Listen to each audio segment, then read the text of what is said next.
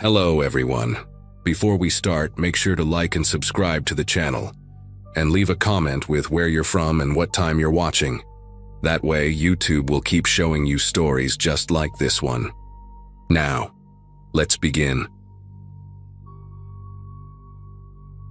The morning I found our prize stallion dead in his stall was when I finally understood we weren't dealing with ordinary neighbors anymore. I'm writing this from my sister's apartment in Chicago, 3 states away from the farm my wife Grace and I poured everything into for 6 years. We moved to rural Montana in 2018, chasing that American dream of sustainable living and organic farming on 40 acres of beautiful grassland bordered by cottonwood trees. Grace had inherited some money from her grandmother, and I'd been saving since college, working construction and living cheap.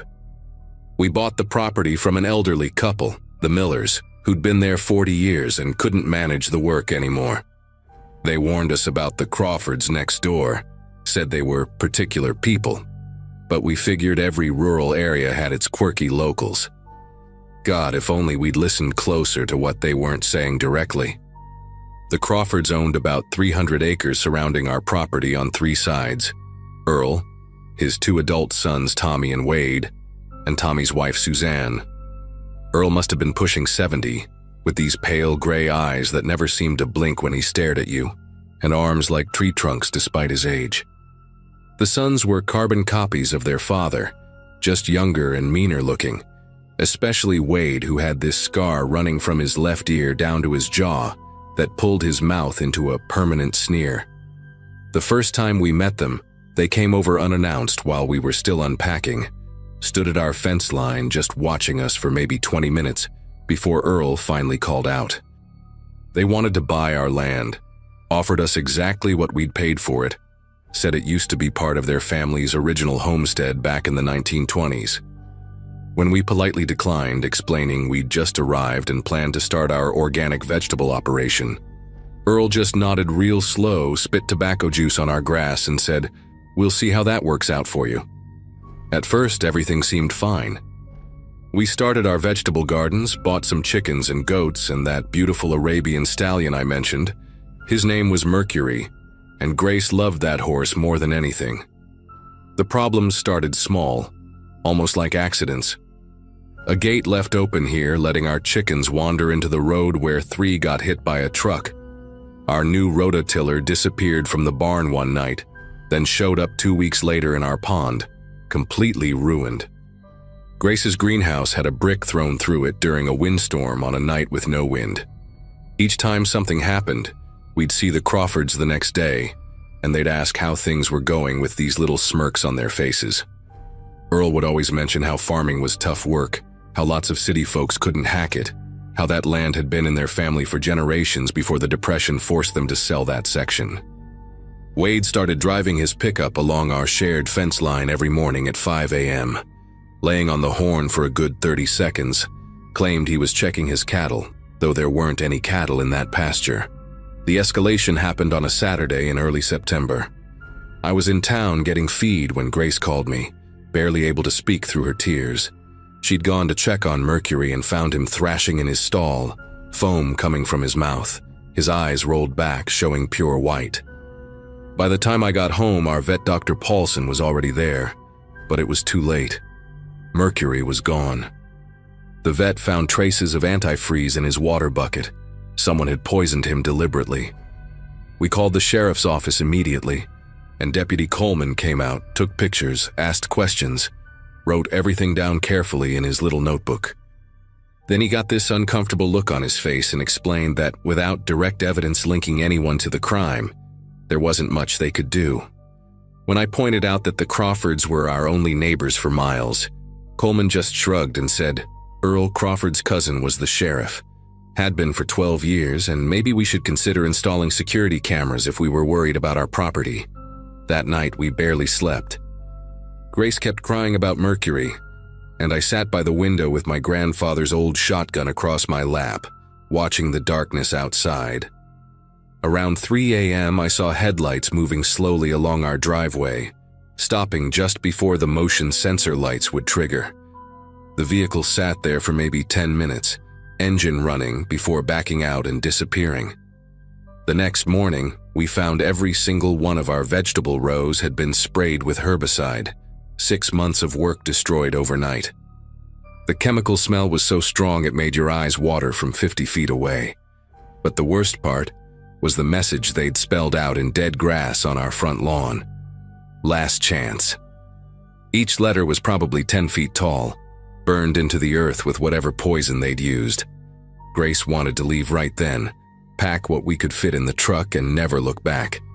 But I was angry, furious really, and made the stupid decision to confront them directly. I drove over to the Crawford place that afternoon, my shotgun visible in the truck's rear window, not to threaten, just to show I wasn't some pushover they could intimidate. Their property looked like something from a horror movie, honestly, with rusted equipment scattered everywhere, old cars on blocks, and these massive dogs on chains that went absolutely berserk when I pulled up.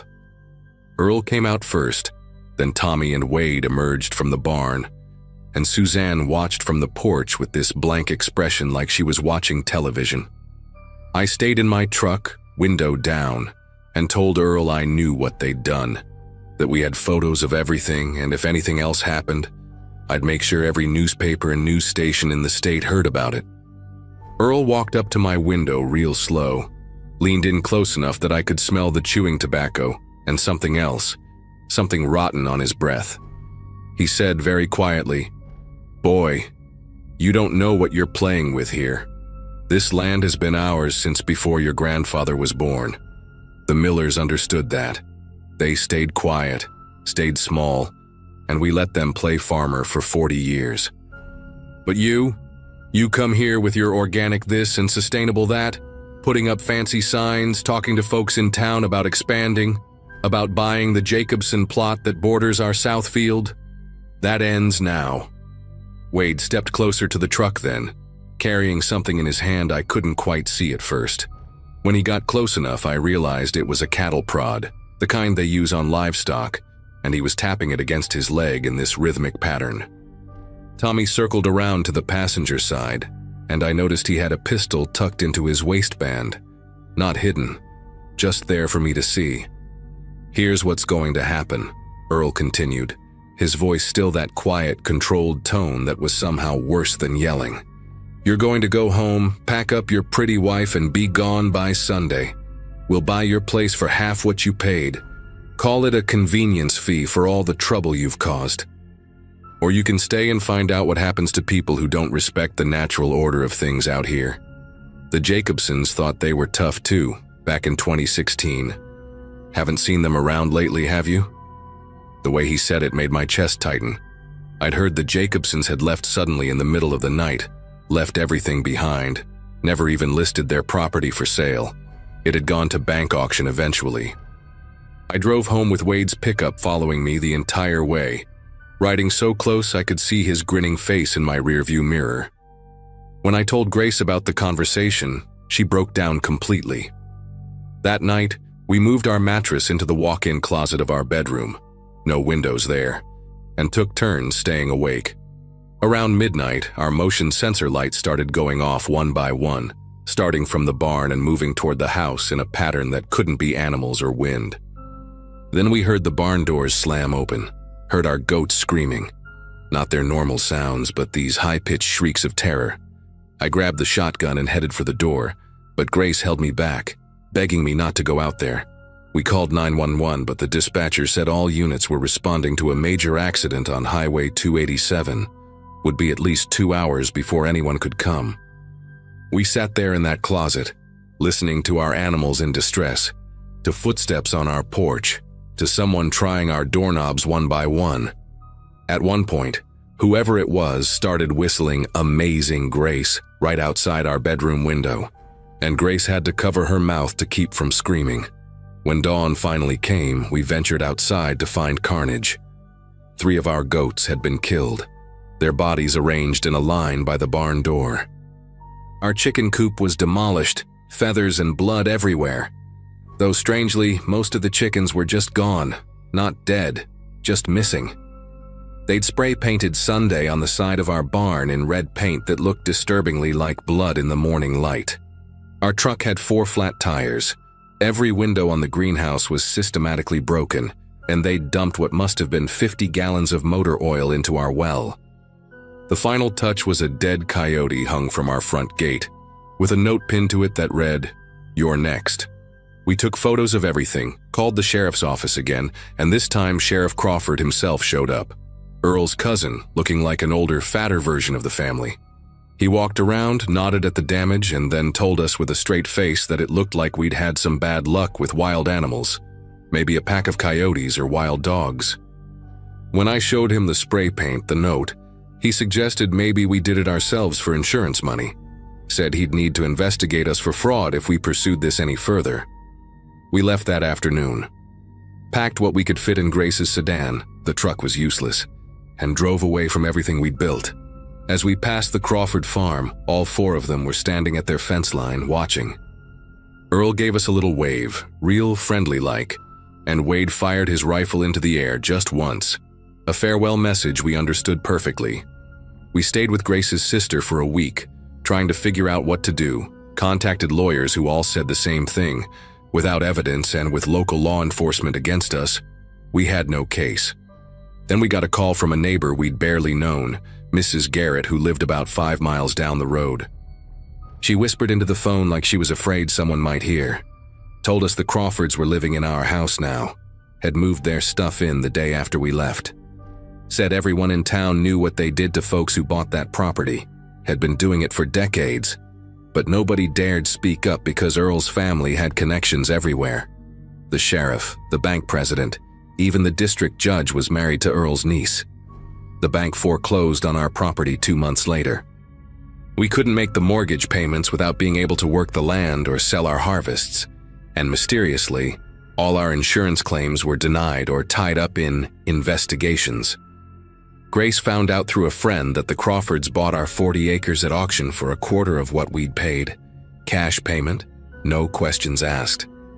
The auctioneer was Earl's brother-in-law. We tried reaching out to the FBI, to state police, to anyone who might listen, but rural property disputes weren't exactly high priority, and without concrete evidence linking the Crawfords to specific crimes, we were just another couple with a sob story about bad neighbors.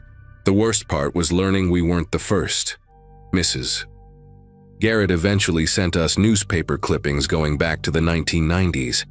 Little mentions of families who'd bought that same property and left suddenly, some saying they'd been harassed, others just disappearing without explanation. The Millers, the couple who'd sold to us, finally returned our calls after months of silence. They were living in Florida now, and Mr. Miller's voice shook when he told me they'd tried to warn us subtly, but Earl had made it clear what would happen to them if they said too much to potential buyers. We're still in Chicago now, living in a 2-bedroom apartment where the only green space is a small balcony where Grace grows herbs in pots. She doesn't talk about what happened much, but sometimes I catch her looking at photos of Mercury on her phone, and she'll close it quickly, pretending she was checking the weather. We both have regular jobs now. I'm back in construction, she's working at a dental office. And we tell people we used to live in Montana but don't elaborate. Sometimes I'll wake up at 3 a.m. thinking I hear that whistling outside our window, even though we're on the 8th floor. Last month I got a package with no return address. Inside was a photo of our old farm, the gardens all plowed under, cattle grazing where our vegetables used to grow, and the Crawfords standing in front of our house, their house now, all 4 of them smiling at the camera. On the back, someone had written, "Thanks for the improvements." I burned it in the sink, but Grace saw the ashes and knew. She applied for a job in Seattle the next day, and we're moving again next month.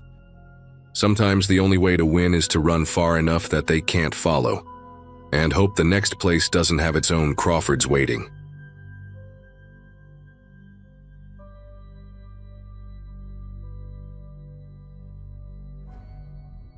People always ask me why I left Nebraska after 15 years of working the same farm. The truth is, after what happened that night in October 2022, I couldn't stand being alone in those fields anymore. I was 34, divorced, no kids, and I'd been managing the Brennan family's cattle operation since I got out of the Army.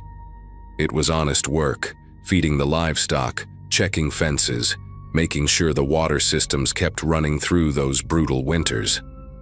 The property sat on about 800 acres outside a town you've probably never heard of. Population barely pushing 2,000. Most nights, the only sounds were the cattle shifting in their pens, and maybe a coyote howling somewhere in the distance. I lived in a small house on the property. Nothing fancy, just a 2-bedroom place with a kitchen that leaked when it rained hard, and a porch where I'd sit with my coffee every morning, watching the sun come up over the cornfields. The neighboring farm belonged to the Novak family, and their daughter Cassie had been spiraling for about 3 years by then. She was maybe 28, used to be pretty before the meth got its hooks in her, had this long auburn hair she'd cut off with kitchen scissors one night, leaving these jagged chunks that stuck out at weird angles. Her dad, Frank, was a quiet guy who raised soybeans and kept to himself after his wife died of cancer. Cassie would show up at my place maybe twice a month, always with some story about needing gas money or her phone being shut off. She'd pick at these sores on her arms while she talked, her eyes darting around like she was watching for something nobody else could see. I usually gave her $20 just to get her to leave because arguing with her was pointless. She'd just come back the next night, knocking louder, sometimes throwing gravel at my bedroom window until I came outside. That particular Sunday started normal enough. I'd spent the morning fixing a section of fence the bulls had knocked down, then drove into town for groceries around noon. The cashier at the Save-A-Lot, Beverly, mentioned she'd seen Cassie at the gas station earlier, arguing with the manager about something. Beverly had this way of lowering her voice when she gossiped, leaning across the register like we were sharing state secrets. She said Cassie looked worse than usual, wearing this oversized green jacket even though it was almost 70 degrees out, and she kept pacing in circles by the pump, talking to herself. I just nodded and loaded my groceries, figured it was none of my business. By the time I got back to the farm, the sun was already starting to dip low, painting everything this burnt orange color that made the fields look like they were on fire. I remember thinking it was too quiet. Usually Frank's dogs would be barking by then, these 2 German shepherds he kept that would lose their minds every time a car drove past. I was in the barn around 8 that night, treating a calf with an infected hoof, when I heard footsteps on the gravel outside. Not normal walking, more like someone stumbling, catching themselves, stumbling again. The barn door scraped open, and there was Cassie, but something was different this time. Her pupils were so dilated her eyes looked completely black, and she had this sheen of sweat across her forehead, even though the temperature had dropped to maybe 50 degrees. She was wearing that same green jacket Beverly mentioned, but now I could see these dark stains on the sleeves that looked almost brown in the barn's fluorescent lights. Her hands kept clenching and unclenching, and when she opened her mouth to speak, I noticed her bottom lip was split, blood dried in the corner. "I need your truck," she said, not asked, said like it was already decided. "And I need $300 right now." The way she emphasized those last 2 words made every instinct from my military days kick in. This wasn't her usual begging. This was desperation mixed with something else. Something that made me automatically take a step back toward the tool wall. I told her I didn't have that kind of cash on me, which was true. I maybe had $40 in my wallet. She started laughing, but it wasn't a real laugh, more like this broken sound that came out in bursts. "You don't understand," she kept saying, walking deeper into the barn, her sneakers leaving weird smudges on the concrete floor. That's when I noticed the pattern. The prints weren't just dirt, they had this reddish tint that left streaks behind each step. She started grabbing things off the shelves, a rope, some wire cutters, then dropped them like she forgot what she was looking for. "They're coming," she said, spinning around to face me. "I can hear their radios already, can you hear them?" I couldn't hear anything except the calf breathing heavy in its pen and my own heartbeat getting louder in my ears. She pulled something out of her jacket pocket, and for a second I thought it was a gun, but it was just her phone. The screen cracked so bad you could barely see anything on it. She kept pressing buttons that weren't there, her fingers jabbing at nothing, muttering numbers that didn't make sense. The smell hit me then, metallic and thick, like when you butcher a deer and don't clean up right away. It was coming from her clothes, especially that jacket. She must have seen me notice because she suddenly pulled it tighter around herself, even though I could see she was burning up, hair sticking to her neck with sweat. "Frank had an accident," she said. But the way she said accident, drawing it out like she was tasting the word, made my chest tighten. "He fell. In the kitchen. Hit his head on something." She wouldn't look at me when she said it, her eyes fixed on something past my shoulder, out in the darkness beyond the barn door. I asked if we needed to call an ambulance, already reaching for my phone, but she lunged forward and grabbed my wrist with both hands. Her grip was stronger than someone her size should have been capable of, fingernails digging in deep enough that I'd find crescents of dried blood there later. "No ambulance," she hissed. "Just the truck. Please. I'll go to Colorado. I know people there. They'll help me figure this out." That's when we both heard it, sirens still far off but getting closer, that distinctive wail cutting through the night air. Cassie's whole body went rigid, like someone had run electricity through her. She let go of my wrist and bolted for the barn door, but stopped at the threshold, looking out at the darkness. The yard light was motion activated, and it clicked on when she moved, illuminating her in this harsh white glow that made the stains on her clothes look almost purple. "You were always nice to me," she said, not turning around, "even when everyone else crossed the street when they saw me coming. Remember that time you fixed my car? That winter when the radiator cracked?" I did remember. It was 2 years ago, before things got really bad, when she still had moments of being the girl who used to win 4-H competitions and help her mom sell pies at the county fair. She took off running then, not toward the road but into the cornfields, disappearing between the rows that hadn't been harvested yet. The stalks were dry and brittle this late in the season, and I could hear her crashing through them for maybe 30 seconds before the sound faded into nothing. I stood there in the barn for what felt like hours, but was probably only a minute or two, trying to process what had just happened.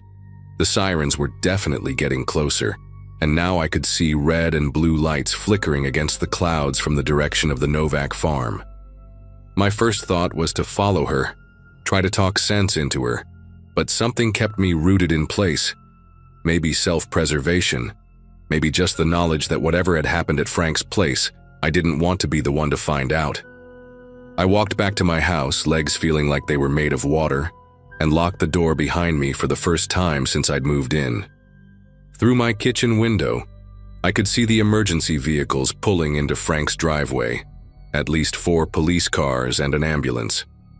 They didn't use their sirens once they arrived, which somehow made everything worse. Officers with flashlights started spreading out across the property, their beams cutting through the darkness like searchlights. One headed toward the cornfield where Cassie had disappeared, and I found myself holding my breath, waiting for shouts or gunshots or something, but there was just the steady sweep of lights and the occasional crackle of radio chatter that I couldn't quite make out. Around midnight, there was a knock at my door, 3 solid raps that made me jump even though I'd been expecting it. 2 deputies stood on my porch, both young guys who looked like they'd rather be anywhere else. The taller one, Officer Daniels according to his name tag, asked if I'd seen Cassie Novak tonight. I hesitated for maybe 2 seconds before telling them everything. Her showing up at the barn, asking for money and my truck, the stains on her clothes, how she'd run into the cornfield. Daniels wrote everything down in this little notebook while the other deputy, Reeves, kept glancing back toward the Novak farm. "Sir, we're going to need you to stay inside tonight," Daniels said when I finished. "Lock your doors and windows. If she comes back, do not let her in. Call 911 immediately." That's when Reeves finally spoke up, his voice barely above a whisper. "Frank Novak is dead. Someone shot him with his own hunting rifle, then beat him with it." The words just hung there in the October air, and I felt something cold settle in my stomach that had nothing to do with the temperature. They found her the next morning almost 10 miles away, walking along County Road 12, in nothing but a t-shirt and jeans. She ditched the green jacket somewhere in the fields. A farmer named Dennis Briggs called it in, said she was just walking down the middle of the road, talking to herself, her feet bloody from running through the harvested cornfields barefoot. The deputies who picked her up said she didn't resist, just kept asking them if they could stop at McDonald's on the way to the station because she hadn't eaten in 3 days. The full story came out over the next few weeks through the local newspaper and courthouse gossip. She'd been awake for 4 days straight, convinced Frank was poisoning her food, putting cameras in her bedroom, reporting her to the DEA. The prosecution said she'd taken his hunting rifle from the garage, a Winchester Model 70 he'd bought himself for his 60th birthday, waited for him to come home from checking his soybeans, and shot him once in the chest when he walked through his back door. When he didn't die right away, when he tried to crawl toward the phone in the living room, she'd finished it with the rifle butt. The coroner said it took him maybe 20 minutes to die, leaving a trail of blood from the kitchen to the hallway where they found him. The trial lasted 3 days. I had to testify about that night in the barn, sitting in a courtroom that smelled like old wood and floor wax, looking at Cassie in an orange jumpsuit and shackles. She'd gained weight in county jail, her face fuller, her eyes clear for the first time in years. When the prosecutor asked me to describe her state that night, I looked right at her, and she gave me this small nod, like she was giving me permission to tell the truth. Her court-appointed lawyer tried to argue diminished capacity, brought in experts to talk about methamphetamine psychosis, how someone could completely lose touch with reality after days without sleep. But the jury only took 4 hours to come back with guilty on second-degree murder, 25 to life. When they read the verdict, Cassie didn't react at all, just stared at her hands folded on the defendant's table. Her father's sister, Nancy, was the only family member who showed up. She sat in the back row crying quietly into a handkerchief that had little blue flowers embroidered on it. I left Nebraska 2 months after the trial ended. Couldn't handle the empty Novak farmhouse next door, the yellow police tape that stayed up for weeks, the way Frank's soybeans just rotted in the field because no one harvested them. The Brennans understood when I gave my notice, even helped me find a job with a ranch operation in Wyoming. Sometimes I still dream about that night, not nightmares exactly, just replaying those moments in the barn, wondering if I could have done something different. If I'd given her the truck keys, would Frank still be alive? Or would there have been 2 bodies instead of 1? The detective told me later they found the green jacket she'd been wearing, half buried in a drainage ditch 3 miles from where they picked her up. It was Frank's jacket, one he wore for hunting, and the stains I'd seen were exactly what I'd thought they were. He also told me something that still bothers me. They found my name written on a piece of paper in her pocket, along with 4 other names I didn't recognize. When I asked what that meant, he just shrugged and said they'd probably never know. Cassie took a plea deal to avoid trial for premeditated murder, and she never explained the list. I still wake up sometimes wondering if I was supposed to be next, or if that paper meant something else entirely. Something only a mind twisted by 4 days of sleepless paranoia could understand.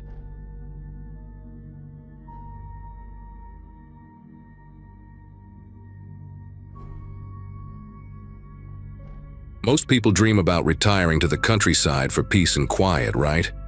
Well, let me tell you about the nightmare that unfolded when my wife Jennifer and I bought our little farmhouse in rural Pennsylvania back in 2017. We'd saved for 15 years to escape the city grind.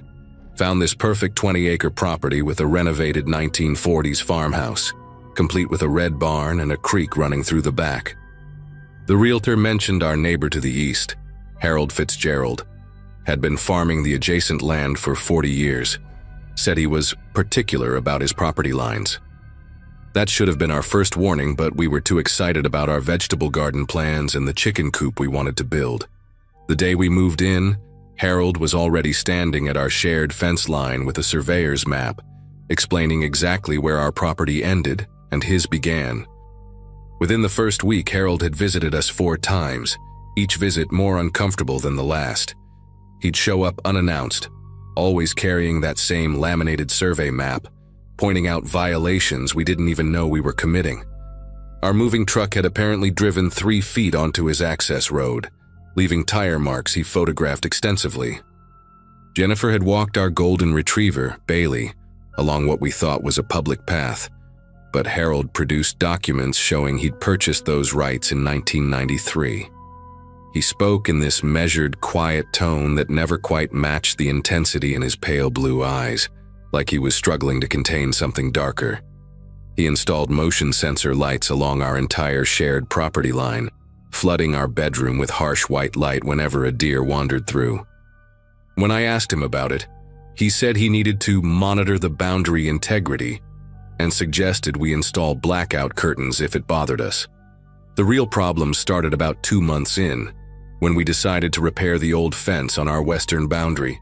Harold appeared within minutes of the contractor's arrival, demanding to see permits and property surveys, even though the fence was nowhere near his land. He'd installed cameras, we discovered, at least 6 of them that we could count, all aimed at different angles of our property. The contractor, a local guy named Brett, pulled me aside and warned me that Harold had driven off 3 different families from our property over the past decade. "Man measures his corn rows with a ruler," Brett said. "Filed complaints against the Johnsons because their maple tree dropped leaves on his side." That evening, Harold left a typed letter in our mailbox 3 pages long, detailing the proper protocols for any modifications to our property, including a requirement to notify him 72 hours in advance of any work crews arriving. Things escalated that Friday when Jennifer planted sunflowers along our side of the fence. I was in town getting supplies when Harold confronted her, claiming the flowers would attract birds that might eat his corn seed. Jennifer tried to explain they were 30 feet from his crops, but Harold had already taken dozens of photos, documenting what he called agricultural sabotage. He started showing up at odd hours, sometimes at 5 in the morning, sometimes near midnight, always finding some reason to complain. Our porch light was too bright and disrupted his chickens' laying schedule. Our guests parked too close to the road. The smell from our compost bin was carrying over to his property. He'd stand there with his clipboard, making notes while he talked, never raising his voice, but somehow making every word feel like a threat. The other neighbors, the Andersons to our west, started avoiding us, and I later learned Harold had told them we were problem residents who didn't respect rural traditions. The morning everything changed was a Saturday in late July. I woke up to Jennifer crying in the kitchen, staring out the window at our chicken coop. All 6 of our chickens were dead, arranged in a perfect line along the fence that bordered Harold's property. Their necks had been wrung, and someone had placed them precisely 18 inches apart, measured exactly. I knew it was exact because there was a measuring tape still lying there, one of those old metal ones with HF engraved on the side. When I confronted Harold, he was already in his barn, cleaning his boots with methodical precision.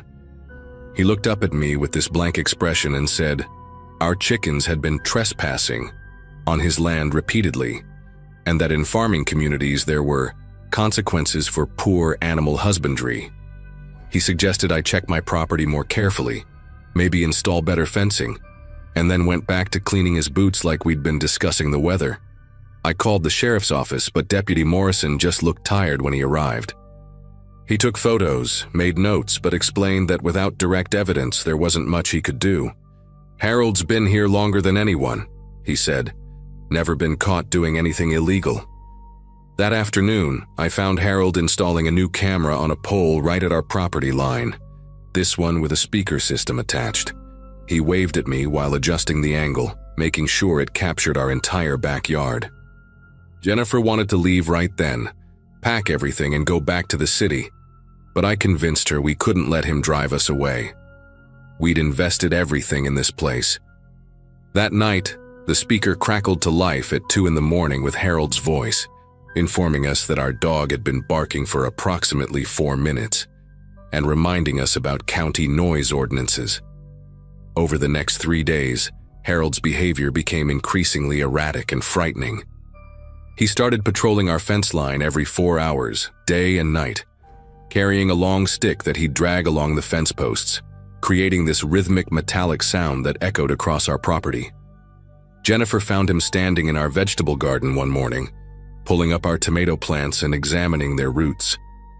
When she screamed at him to leave, he calmly explained he was checking for agricultural diseases that might spread to his crops, cited some obscure farming statute from 1952 that he claimed gave him the right.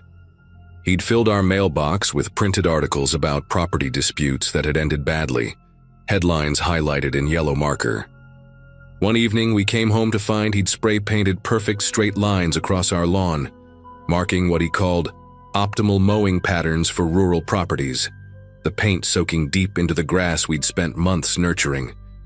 The Andersons finally broke their silence when Harold poisoned their pond. They'd stocked it with bass and bluegill 3 years earlier, and one morning every single fish was floating belly up in water that reeked of industrial pesticide. Harold claimed runoff from their improperly maintained septic system had been contaminating his groundwater, showed them his own water tests that nobody could verify. That same week, the Brennans on the other side of Harold's property found their prized dairy cow dead in the field, foam around its mouth suggesting poisoning. Harold expressed sympathy, mentioned how dangerous wild plants could be if property wasn't properly maintained, offered to help them identify problematic vegetation. The veterinarian found traces of ethylene glycol in the cow's system, basically antifreeze, but again, no proof of how it got there. We all knew, though.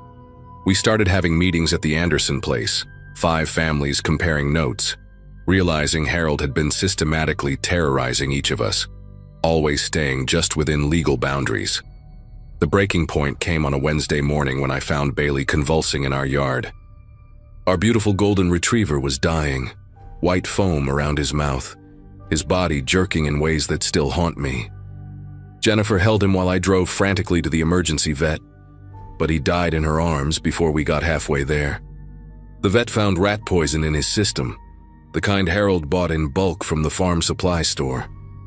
When we got home, shattered and empty, Harold was pressure washing his driveway, and he stopped to tell us he'd seen strange dogs around his property lately, suggested we should have kept better control of our animal. The way he said it, with this slight upturn at the corner of his mouth, I knew he wanted me to know it was him. I lunged at him, but Jennifer grabbed my arm and Harold just stood there with the pressure washer still running, daring me to cross onto his property, his finger hovering over his phone to call the police. That night, I couldn't sleep, just sat on our porch with my father's old hunting rifle across my lap, watching Harold's house. Around 3 a.m, I saw him walking through our property with a flashlight and what looked like a pesticide sprayer. He was methodically spraying something along the edges of our vegetable garden, taking his time, knowing I was watching.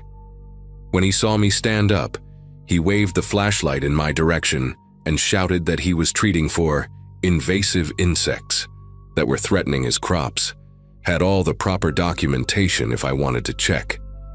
Jennifer found me at dawn, still sitting there, the rifle now fully loaded, and she knew we'd reached a point where someone was going to die if we didn't do something drastic. The other families were just as desperate. Mrs. Anderson had started having panic attacks, and Brett Brennan was talking about handling things the old way, which scared me almost as much as Harold did. The solution came from the most unexpected place: Harold's own obsession with control.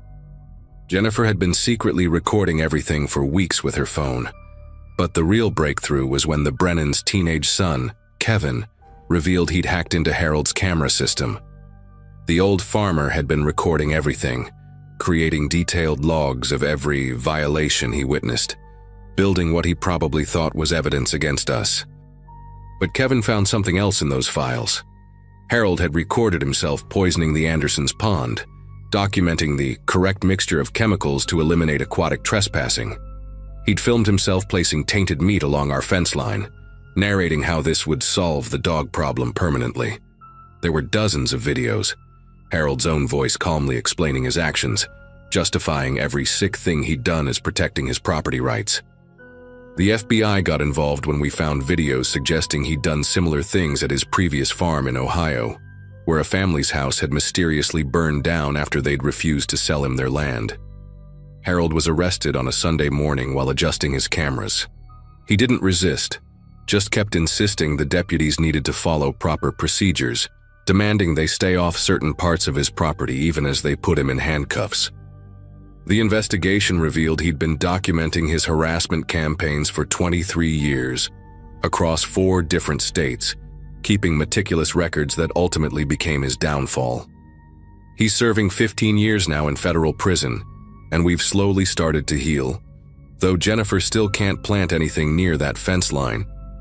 The other families stayed, and we became closer than any neighbors I've ever had, bonded by what we survived together.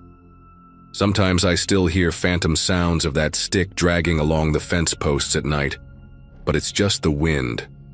Harold's farm was sold to a young couple from California who turned it into a lavender farm, and the smell drifting over on summer evenings almost makes you forget what happened there.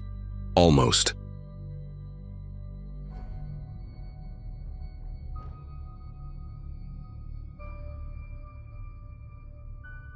Sometimes I still drive past that old property line where everything went wrong, and I can't help but remember how normal that Thursday morning started. I was 34, managing my family's wheat farm in eastern Kansas after my dad's stroke left him partially paralyzed. The farm had been in our family for 4 generations, about 800 acres of decent soil that kept us comfortable enough. My wife Laura and I had just celebrated our 10th anniversary, and our twin boys were starting 2nd grade at the local elementary school. Life was predictable in the way that farm life tends to be.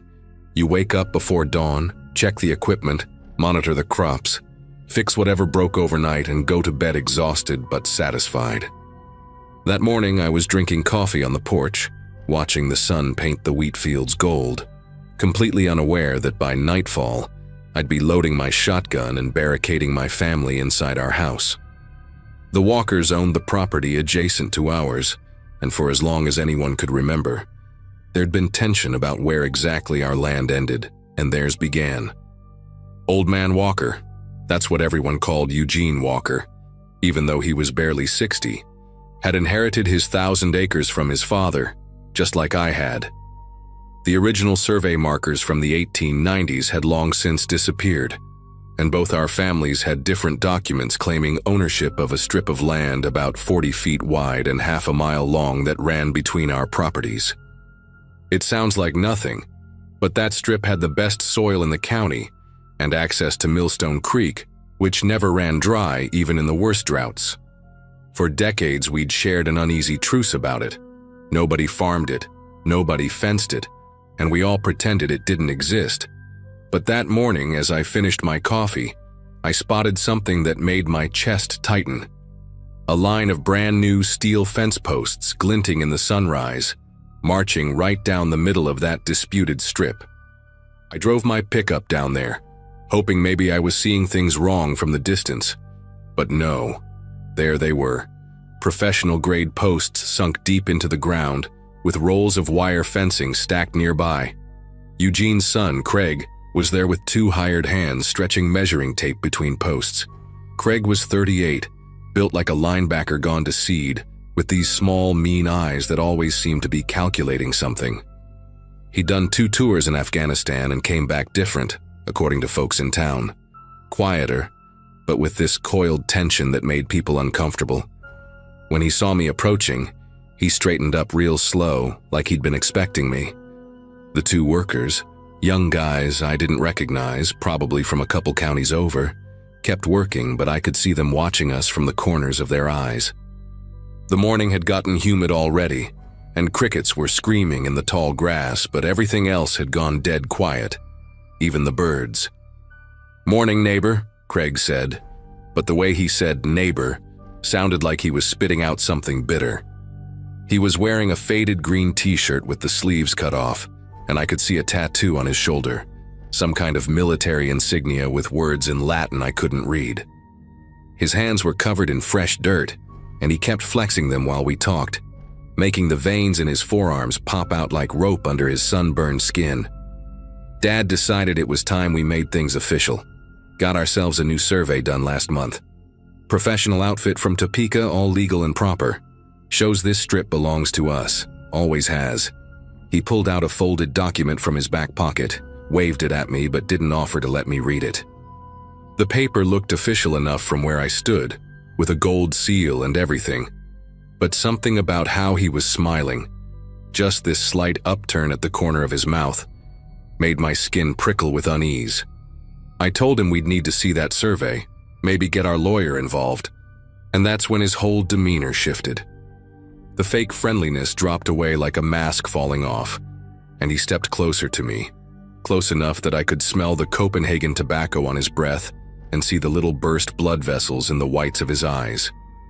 "Your family's been stealing from us for 60 years, he said, voice low and steady. "Taking water that wasn't yours, growing wheat on soil you had no right to. My granddad was too soft to do anything about it, and my dad spent too many years trying to be neighborly. But I'm not them." One of the workers dropped a fence post with a loud clang, and we both turned to look. When I turned back, Craig had pulled out his phone and was taking pictures of me standing there. "For the record," he said, "in case you try anything stupid, we've got cameras up now too, 3 of them with night vision, watching that strip 24/7. The rest of that morning passed in a blur of phone calls, to our family lawyer, to the county clerk's office, to my uncle who dealt with the Walkers back in the 80s. Nobody could give me immediate answers, but everyone said the same thing. Don't do anything rash, let the legal system handle it. Easy for them to say. By noon, the Walkers had strung up half the fence already, and I could see it from my kitchen window. This ugly scar of galvanized steel cutting across land my grandfather had worked with his own hands.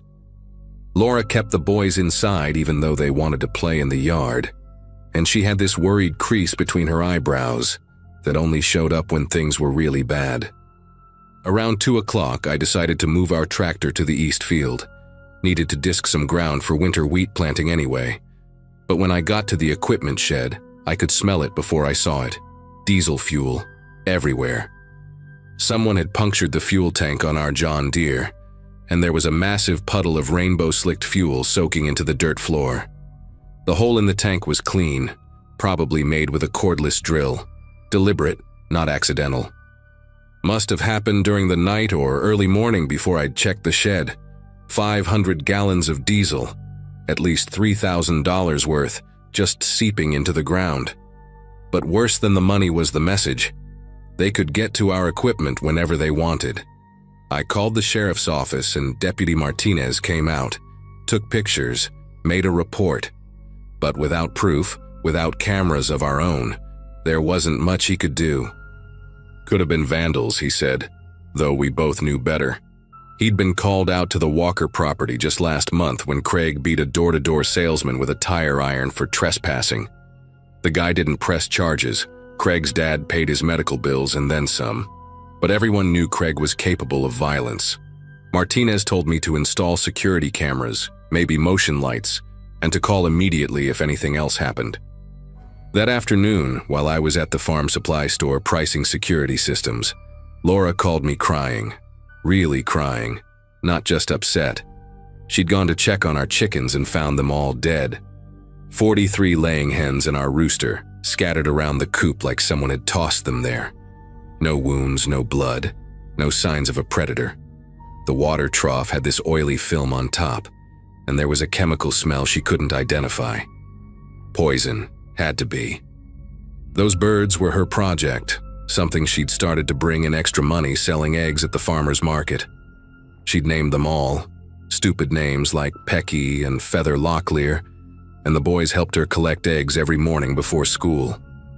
Now they were just dead bodies that we'd have to burn because we couldn't risk burying poisoned animals where they might contaminate the groundwater. While she was telling me this, I noticed a piece of paper stuck under my windshield wiper. Handwritten in block letters, "Fences make good neighbors, shame about your birds. Worse things happen to stubborn people." I drove home doing 90 on back roads, my knuckles white on the steering wheel. The smart thing would have been to pack up the family and leave for a few days, stay with Laura's parents in town while lawyers sorted things out. But when you've worked land for 4 generations, when your great-grandfather's sweat is in that soil, you don't just run. Plus, I was angry. The kind of anger that makes you stupid and brave in equal measure. When I got home, Laura had already pulled the boys out of school early and locked all the doors. She'd found another note, this one nailed to our barn door with a 16-penny nail driven so deep, I'd need a crowbar to get it out. You have until midnight to remove your objections to the fence. Your well water sure would taste funny with the right additives. Our well was 200 feet deep, supplied our house and irrigated 10 acres of vegetables Laura grew. If they poisoned that, we'd be finished. By 6 o'clock, I'd made my decision. Called my brother Glenn, who lived an hour away, told him to come with his hunting rifle and camping gear. Called 2 cousins who'd served in Iraq, asked them to bring whatever they felt comfortable bringing. These weren't violent men, but they were family, and in farm country, that still meant something. We set up in shifts, someone watching the well house, someone watching the equipment shed, someone walking the perimeter with our German shepherd, Duke, who'd been going crazy all day, growling at shadows and barking at nothing. Around 8:30, just as the sun was setting behind the wheat fields, Duke started going absolutely mental near the southern property line.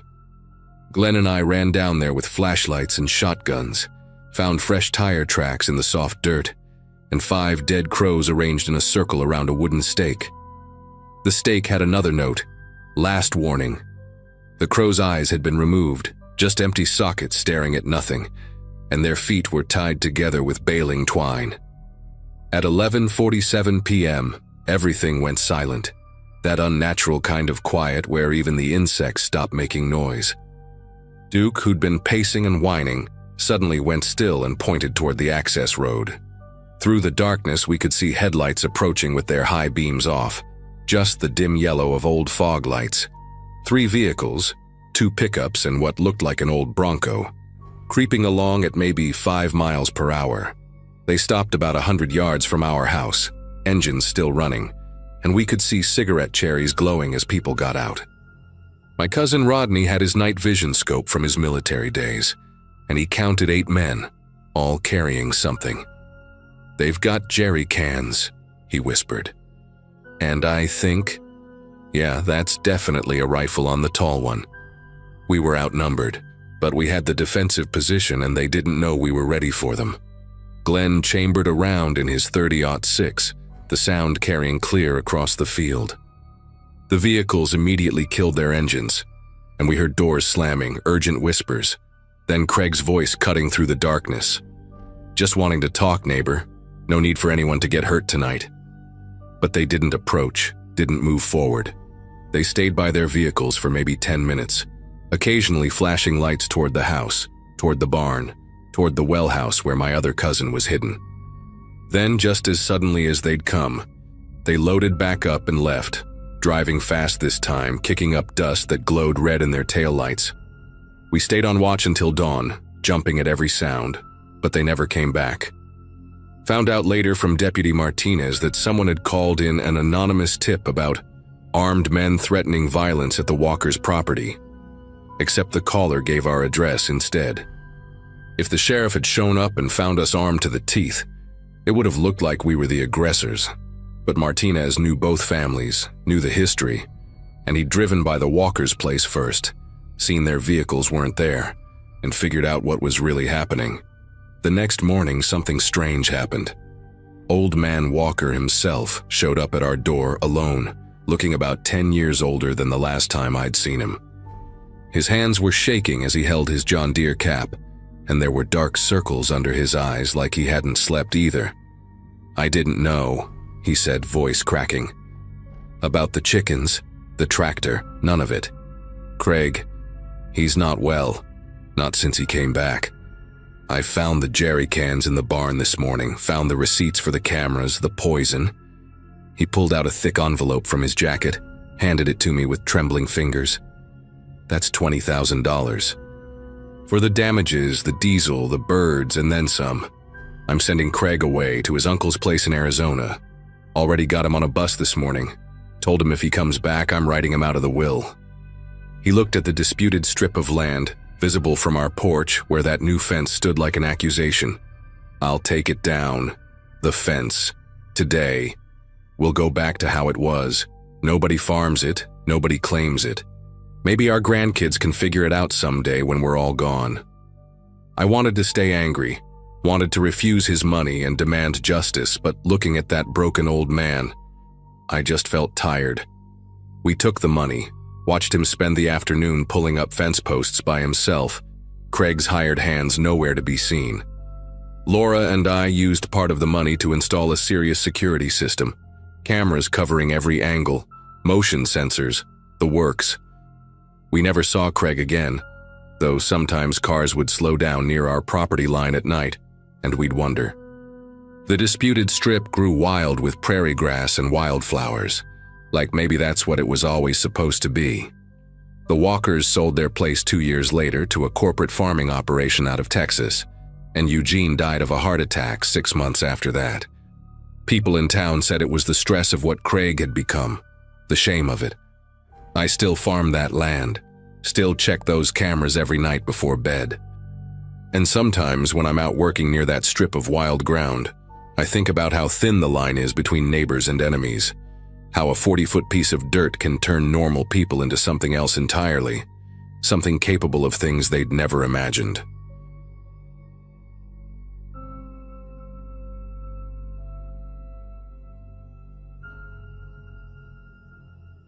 The farmhouse stood about 40 minutes outside of town, surrounded by cornfields that stretched endlessly in every direction. I was 21, finishing my junior year at State University, and when my roommates Jordan and Blake found this rental listing for dirt cheap, we jumped on it immediately. The place was ancient, probably built in the 1940s with creaking wooden floors and windows that rattled whenever the wind picked up. But it had 4 bedrooms, a massive kitchen with one of those old cast-iron stoves, and rent that was less than what we'd been paying for our cramped apartment near campus. We moved in during early May, right after finals, planning to stay through the summer while we worked our internships. The isolation felt peaceful at first, therapeutic even, after months of dormitory chaos and constant noise from other students. Our nearest neighbors lived in a double-wide trailer about 200 yards away, separated from our property by a deteriorating chicken wire fence that barely stood 5 feet tall. From day one, we could hear them arguing, violent, screaming matches that echoed across the empty fields between us. The man had a voice like gravel being crushed, deep and threatening, while the woman's shrieks would pierce through our walls even with all the windows closed. Sometimes we'd hear glass breaking, furniture being thrown, doors slamming so hard the sound would make us jump. Jordan kept saying we should call someone, but Blake always talked him out of it, insisting it wasn't our business, that getting involved with neighbors like that only meant trouble. I agreed with Blake, honestly. These people seemed dangerous, unpredictable, and the last thing we needed was to make enemies with the only other humans for miles around. The particular night everything went wrong started like any other. It was a Tuesday in late June, humid and sticky, with thunderclouds building on the horizon but never quite delivering the rain we desperately needed. I'd gotten home from my internship at the Agricultural Extension Office around 6, exhausted from spending the day cataloging soil samples in a warehouse without air conditioning. Jordan was already cooking dinner, his famous spaghetti with meat sauce that was really just ground beef and jarred marinara, but we acted like it was gourmet. Blake was out on the front porch, smoking cigarettes and scrolling through his phone, occasionally shouting commentary about whatever video he was watching. The neighbors had been quiet all day, which should have been my first warning sign. In the 3 weeks since we'd moved in, there hadn't been a single day without at least one screaming match from that trailer. But that evening, nothing. Just the sound of crickets and the distant rumble of thunder that never got any closer. Around 11:30, I was lying in bed, trying to fall asleep despite the suffocating heat. Our ancient window unit AC had died the week before, and the landlord kept promising to fix it real soon. I had my window cracked open, hoping for even the slightest breeze when I heard it. The unmistakable sound of metal being cut. It was rhythmic, deliberate, like someone working with wire cutters or tin snips. At first, I convinced myself it was just the storm finally rolling in, maybe wind catching something metal outside. But the sound continued, steady and purposeful, and it was coming from the direction of that chicken wire fence. I sat up in bed, straining to see through the darkness outside my window. The moon was hidden behind clouds, and all I could make out were vague shapes and shadows moving where they shouldn't be moving. I crept out of bed, careful not to make the floorboards creak, and made my way to Jordan's room down the hall. His door was slightly open, and I could see him sitting up in bed, his face illuminated by his phone screen. "You hear that?" I whispered, and he nodded, eyes wide. We both moved to his window, which had a better view of the fence line. That's when we saw them, 3 figures working on the fence with what looked like bolt cutters. They were methodical, cutting through section after section, creating an opening large enough for a person to walk through. One of them kept looking back toward the trailer, like he was checking to make sure no one was watching from there. Another one was wearing something reflective, maybe a watch or a chain, that caught what little light there was each time he moved. The third guy was massive, probably 6'4" or 6'5", with shoulders that looked like he could flip a car if he wanted to. They weren't trying to be quiet either, which somehow made it worse. They knew no one would stop them. Blake must have heard us moving around, because suddenly he was in the doorway, asking what was going on in his usual too loud voice. Jordan and I both shushed him frantically, pointing toward the window. When Blake saw what was happening, his whole demeanor changed. He pulled out his phone, hands trembling as he dialed 911. The dispatcher asked a million questions. Our address, how many intruders, were they armed? Were we in immediate danger? Blake kept his voice low, barely above a whisper, giving her all the information while Jordan and I watched the men finish cutting through the fence. They stepped through the opening they'd created, and that's when my whole body went rigid with fear. They weren't heading toward the trailer. They were walking straight toward our house, spreading out as they moved, like they'd done this before and knew exactly how to surround a building. The dispatcher was still asking questions, but Blake had gone silent, just staring out the window. I grabbed the phone from him and whispered that 3 men had cut through our fence and were approaching our house right now. She said units were on the way, maybe 15 minutes out. 15 minutes. In that moment, 15 minutes felt like 15 hours. The big guy was heading toward our back door, the one that led into the kitchen. The other 2 were splitting up, one going left toward the garage, the other right toward the front porch. We could hear their footsteps on the gravel driveway, slow and deliberate. Jordan ran downstairs to check the locks, and I heard him cursing because the back door's deadbolt had been broken since we moved in, another thing the landlord promised to fix. All we had was the regular lock on the doorknob, the kind you could probably break with one solid kick. Blake was frantically looking for something to defend ourselves with, but what did we have? Kitchen knives? A baseball bat Jordan brought for the recreational softball league he never joined? Then came the sound that still wakes me up some nights, the doorknob on the back door slowly turning. Just a subtle squeak of metal on metal, but in that silent house it sounded like a scream. The knob turned all the way, hit the lock, and stopped. There was a pause, maybe 3 seconds that felt like 3 years. Then the door shook as someone pulled on it hard, testing it. Jordan was down there alone, and I could hear him breathing heavy, probably standing just feet away from whoever was on the other side of that door. The pulling stopped, and then we heard voices, low and muffled, like they were discussing something. One of them laughed. Not a normal laugh, but something guttural and mean. The kind of laugh that comes right before someone does something terrible. The front door handle started turning too, and that's when Blake completely lost it, screaming at the top of his lungs for them to get away, that the police were coming, that we had guns even though we definitely didn't. Everything erupted into chaos after Blake's outburst. The men outside started pounding on both doors simultaneously, violent banging that shook the entire house. I could hear wood splintering around the back door frame where Jordan was, and he came running up the stairs, taking them 3 at a time. His face was white as paper, and he kept saying the door was about to give. We barricaded ourselves in Blake's room, shoving his dresser against the door, then his desk, then anything else we could move. The pounding downstairs got louder, more aggressive, and then we heard glass shatter. The kitchen window. They were coming in. I remember thinking about every horror movie I'd ever watched, how I always said the characters were stupid for not fighting back or having a plan. But in that moment, all I could do was stand there paralyzed, listening to the sound of feet hitting our kitchen floor. Heavy boots, multiple sets, moving through the house we'd been living in for barely a month. The footsteps stopped at the bottom of the stairs and we could hear them talking. One voice was saying something about checking upstairs, another mentioned the car in the driveway, and the third one, the deep voice, kept repeating that we needed to learn to mind our own business. That phrase stuck with me because we hadn't done anything. We'd never called the cops on the neighbors, never complained, never even made eye contact with them the few times we'd seen them outside.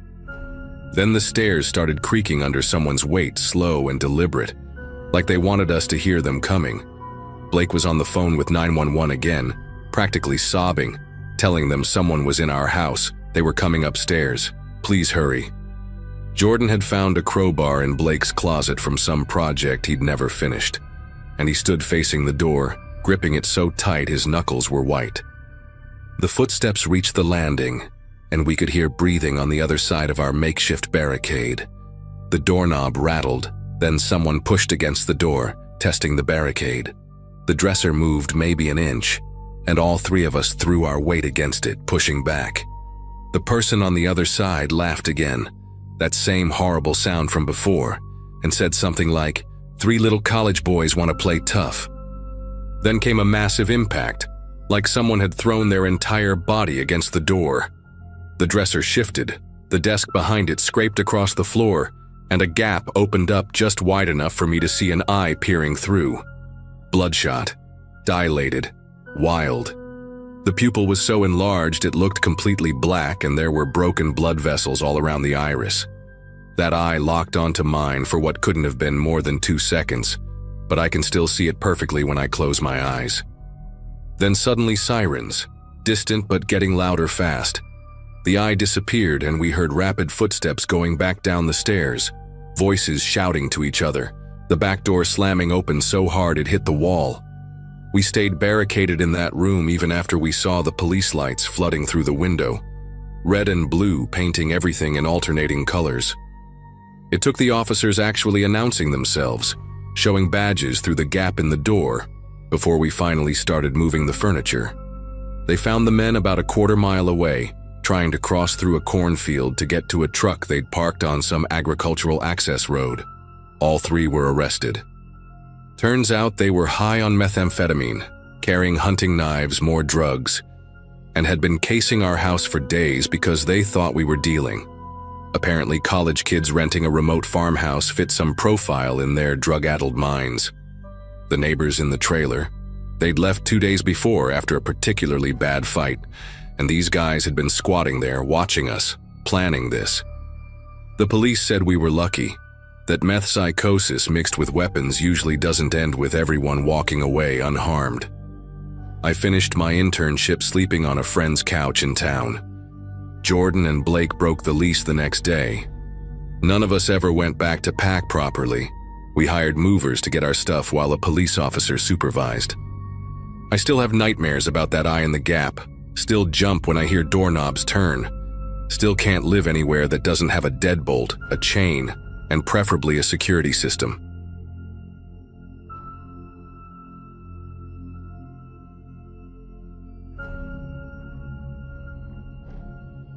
It was the middle of August 2016 when everything happened, and I was 12 years old, spending another long afternoon at our family's farm outside Riverside while my parents drove into town for supplies. We lived about 20 minutes from the nearest grocery store, down a gravel road that kicked up dust clouds whenever anyone drove past, which wasn't often. I remember sitting on our front porch that day, reading one of those young adult novels about kids solving mysteries, completely absorbed in the story while our tabby cat, Whiskers, dozed in a patch of sunlight near my feet. The cicadas were buzzing so loud it almost hurt your ears, and the air was thick with humidity that made your clothes stick to your skin the moment you stepped outside. When I heard footsteps on the gravel, I looked up to see Mr. Donovan walking up our driveway, and my first thought was relief because I knew him from church. He ran the hardware store downtown and always gave me butterscotch candies when my dad brought me along to buy supplies. He was wearing his usual plaid shirt, but it was untucked and wrinkled, and his gray hair looked messier than normal, like he'd been running his fingers through it over and over again. He gave me this big smile when he saw me, the kind adults do when they're trying to seem friendly, but something's bothering them, and asked if my parents were home. When I told him they'd gone to town, he asked if he could use our phone because his truck broke down about a mile up the road, and his cell phone was dead, which made sense because nobody got good reception out here anyway. I let him inside because that's what you do when someone you know needs help, especially someone who's been nothing but kind to you for years. The landline was in the kitchen, mounted on the wall next to the refrigerator covered in my school papers and family photos from last Christmas. Mr. Donovan followed me inside, and I noticed he kept glancing out the window, checking the driveway like he was expecting someone. He picked up the phone receiver, held it to his ear for a moment, then set it back down without dialing anything. "Actually, sweetie," he said, and his voice sounded different, tighter somehow. "Would it be all right if I got a glass of water first? That walk in this heat really got to me." I went to the cabinet to grab a glass, and when I turned back around, he wasn't in the kitchen anymore. I found him standing by the living room window, peering through the curtains at something outside, and that's when I started getting this uncomfortable feeling in my chest, like when you know you're about to get in trouble but you're not sure why yet. He must have heard me because he turned around quickly and gave me that same too big smile, saying he thought he heard his buddy's truck coming to pick him up, but it must have been nothing. The way he kept moving around our house, touching things, running his hand along the back of our couch, picking up and setting down the ceramic rooster my mom collected, reminded me of how our dog acted during thunderstorms, all restless energy with nowhere to go. He asked if my parents said when they'd be back, and when I told him probably another hour or two, he nodded like he was doing math in his head, calculating something I couldn't understand. That's when we both heard it, the sound of tires on gravel, multiple vehicles from the sound of it coming fast down our driveway. Mr. Donovan's whole body went rigid, and the color drained from his face so quickly, it was like watching someone age 10 years in a second. Through the window, I could see 2 sheriff's department cars pulling up to our house, their lights flashing but no sirens, and my first thought was that something had happened to my parents. But Mr. Donovan grabbed my shoulder, not hard enough to hurt but firm enough to get my attention, and said in this low, urgent voice, "Listen, honey, those officers are confused about something. I need to step out back for just a minute to avoid any misunderstanding, okay? Can you tell them nobody's here?" His fingers were trembling against my shoulder, and there were beads of sweat rolling down his temples, even though our air conditioning was running full blast.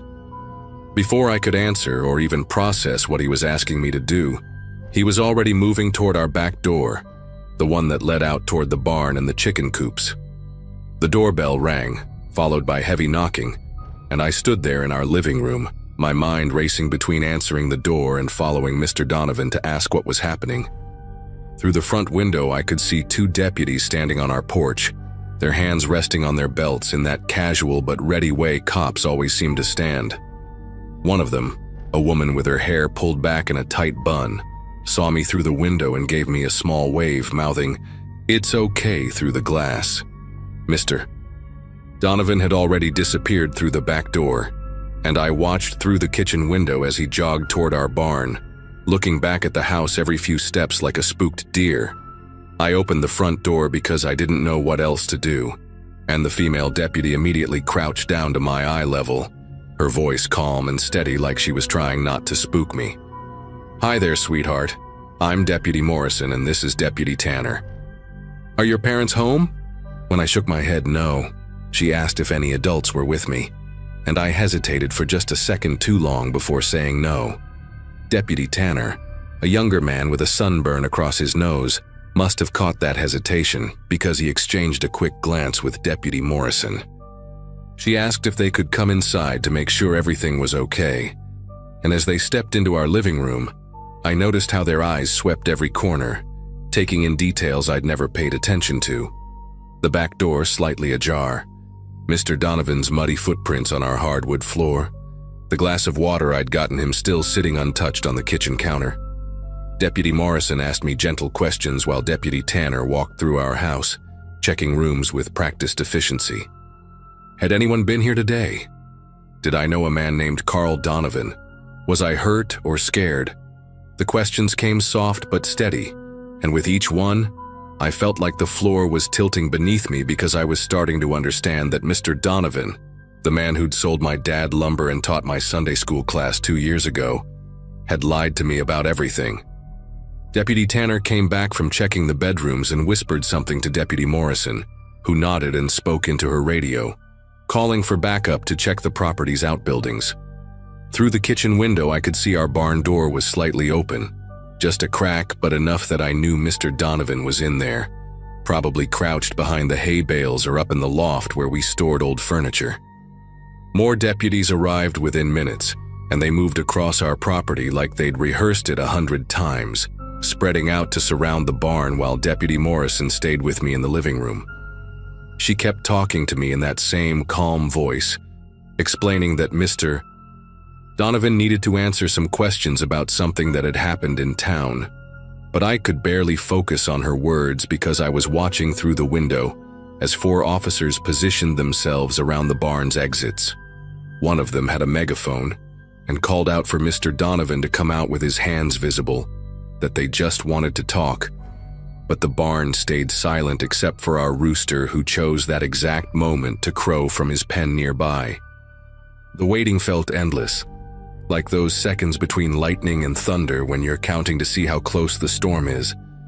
And I kept thinking about all the times Mr. Donovan had been at our house before, helping my dad fix the fence, bringing us fresh eggs from his chickens, always so normal and friendly.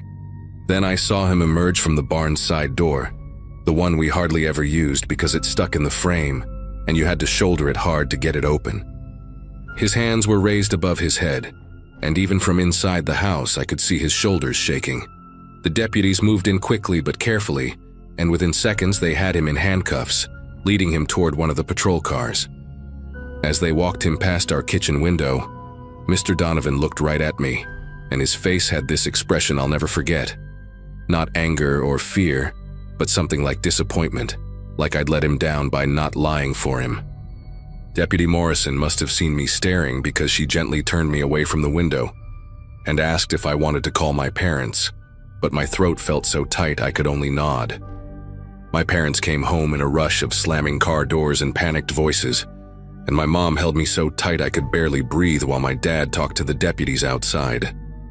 Later, after all the police cars had left and we were sitting around our kitchen table eating takeout Chinese food because nobody felt like cooking, they told me what Deputy Morrison had explained to them.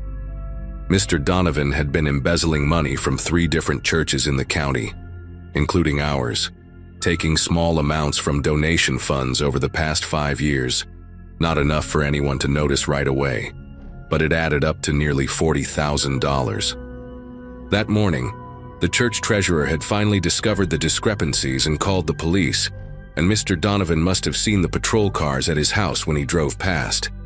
Instead of turning himself in, he'd abandoned his truck down the road and walked to our farm, probably thinking he could hide out until dark and then slip away, using me and our house as cover while he figured out his next move. What haunts me most about that day isn't the fear I felt when I realized something was wrong, or even the shock of learning that someone I trusted had been lying to everyone for years. It's the way he acted so normal at first, relying on my familiarity with him, counting on a 12-year-old's instinct to help someone they knew. My parents installed better locks after that, and got me a cell phone earlier than they'd planned, but the real change was inside me.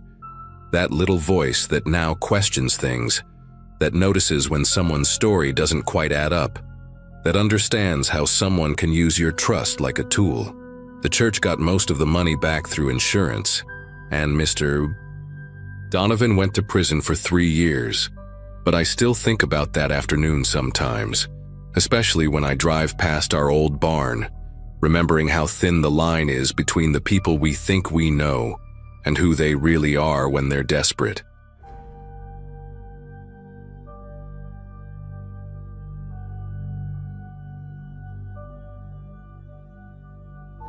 I grew up in a small rural town where everybody knew each other's routines without even trying.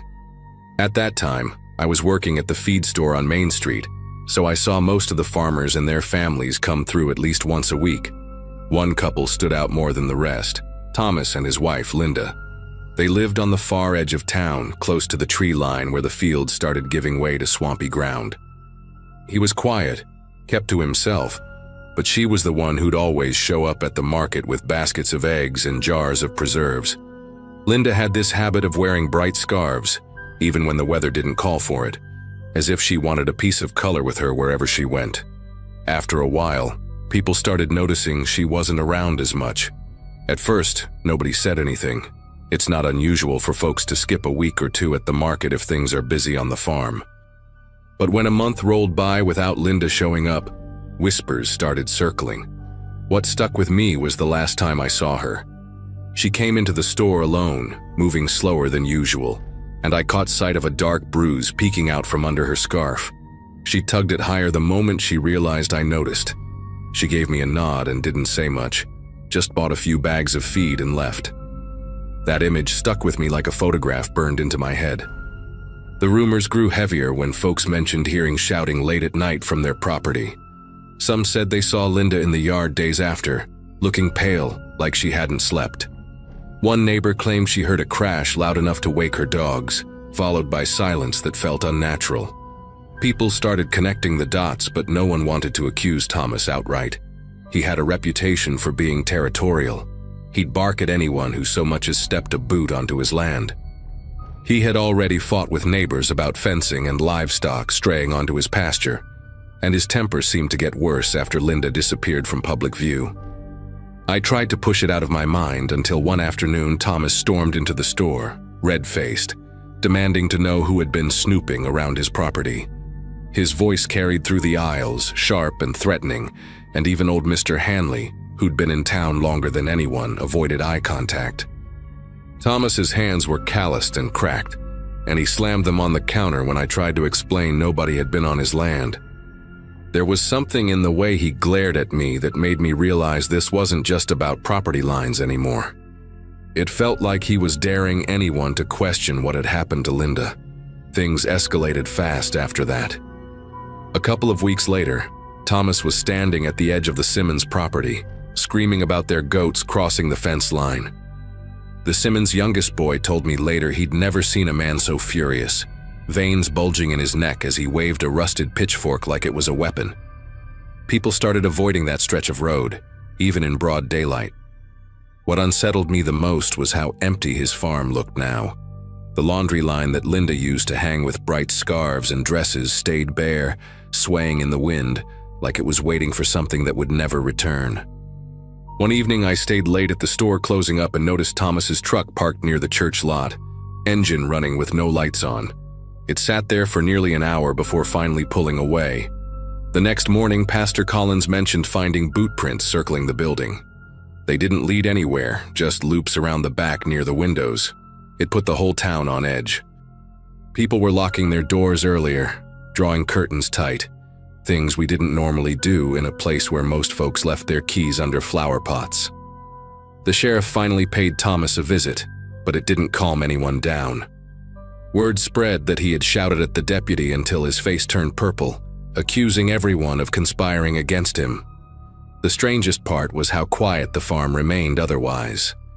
No sign of Linda, no animals grazing near the fences, no movement around the barn. From the road, it looked like a stage set left behind after the actors walked out. That eerie stillness made the rumors louder. Some swore they'd heard a woman's voice crying in the night. Others claimed to see a shadow moving inside the farmhouse window when Thomas was in town. I couldn't shake the memory of Linda's last visit to the store, the way her eyes darted like she was searching for someone safe to talk to, and how quickly she disappeared after paying. Every time I thought about it, I wondered if that was her silent way of asking for help, and I just didn't catch on soon enough. It's hard to explain, but from that moment on, The air in our little town felt heavier, like we were all waiting for a truth too ugly to admit. Nobody dared confront him directly, but the silence from that farm spoke louder than any accusation we could have made. It was late autumn when everything came to a head.